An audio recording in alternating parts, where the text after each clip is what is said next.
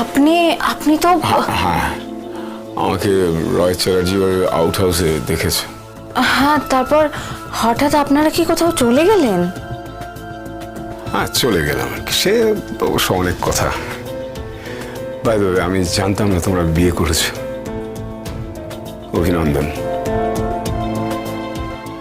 তোমরা অবশ্য আর্যর সাথে যা করলে, মানে তুমি আর অনিরুদ্ধ না থাকলে যে আর্যর কি অবস্থা হতো ভাবতে পারছি না। এখন কেমন আছো? এখন একটু ভালো আছে।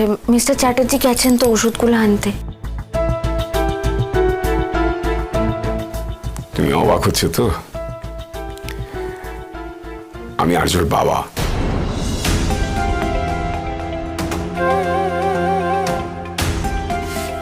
কিন্তু আর্যকে তো কোনোদিন আমি ও বাড়িতে আউট হাউসে। হ্যাঁ, ওখানে দেখবে না, সেটাই খুব স্বাভাবিক, কারণ পড়াশোনার জন্য বরাবরই কলকাতার বাইরে ছিল, বাইরে থাকতো। আমি একবার আর্যকে দেখে আসি তাহলে। Hello hello hello hello hello, এই যে আমি নয়নতারা রায়, আমাকে তো চেনেন আপনারা সবাই। এই দেখুন আমার নাতনি, আমার দিদি ভাই মৌলি রায়। আমার দিদি ভাই মৌলি রায় কি মিষ্টি না। আসলে আমার দিদি ভাই এসেছে ওই হাসপাতালে এসেছে আহত ছেলেটিকে দেখার জন্য।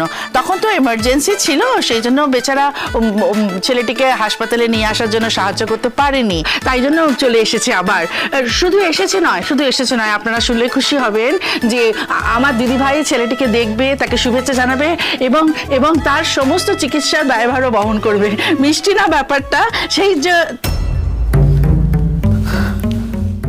আমার নকুল, তুই এখানে? কে নকুল? ওকে কোথায় যেন দেখেছি।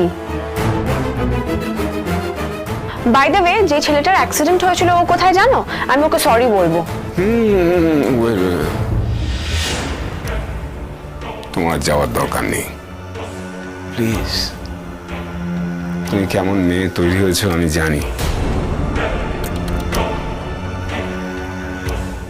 ছান্নে গেছে,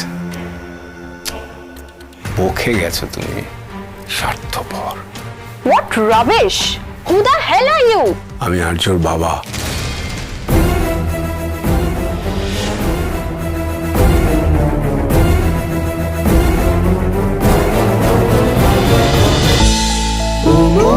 ও মোর দরদিয়া, সোম থেকে রবি প্রতিদিন সন্ধে ৭টায় স্টার জলসায় ও জিও হটস্টারে।